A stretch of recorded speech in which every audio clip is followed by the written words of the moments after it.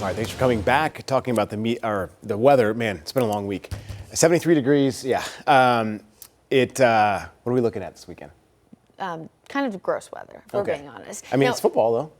Yes. You can watch it inside. Yes. True. Yeah. Charlotte FC's outside. The good news is that I don't think we're gonna have storms on Saturday. That's good. So rain, yes, impacts, but hey, at least Very it probably minimal. won't delay. Yeah. It's Breakaway Music Festival too. I know here in Concord this Oh, yeah. weekend. I have some friends who've been asking about that. I'll be big. here in the studio, but hey. You have fun. 72 degrees out there right now. It's very, very sticky. Notice, of course, the temperatures and the dew points very close together. We had a little bit of light rain at the airport, which helped cool us off a little bit. But notice, still tracking that cold front rolling through the area. As we take a closer look at satellite and radar, you can see the widespread cloud cover. Areas of some light rain still impacting areas north of Charlotte. But again, it's just light rain. Could certainly be worse. I know there were some delays at PNC Music Pavilion. I had some friends there going to see the artist there. However, Denver saw an official word on whether or not that was weather related. But hey, alas, at least the storms are out of here. As we look at Futurecast heading into tomorrow, mostly dry conditions for Friday morning. We will have some slick areas on the roads because of tonight's rain, so just be mindful of that as you wake up early Friday morning.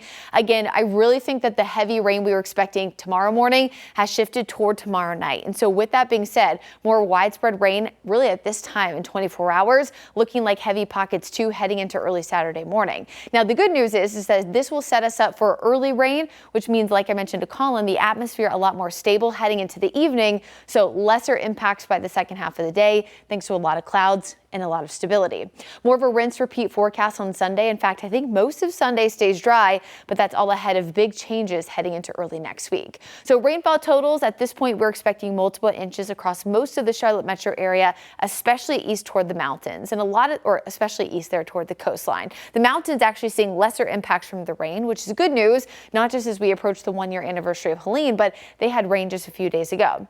Now, bear with me for a second as we're going to nerd out a little bit as we talk about what could be influencing this area in red that is deemed our next depression or named storm. So Gabrielle, not an issue. Umberto here, a tropical storm, but here's the area we're watching, Invest 94L. Now, here's the issue with 94L. It is going to be influenced by steering currents. Tropical systems need something in the atmosphere to help move them. We have an upper level low associated with the same cold front that brought us rain tonight. And then we have Umberto out in the Atlantic Basin. Those two areas are playing tug of war with Imelda. The low wants to pull it closer to the Carolina coast. Umberto wants to play Fujiwara and send it away. So the big question here is, who's going to win? Well, the latest model spread is almost completely spread at that. In fact, a lot of our models have this system getting close to the coast and then watch it goes away. That would be Umberto's influence. Some of them have a stark trek north and then boom, pulls it into the Carolinas. So really, there's not a lot of in between at this point. It's kind of far on both ends of the spectrum.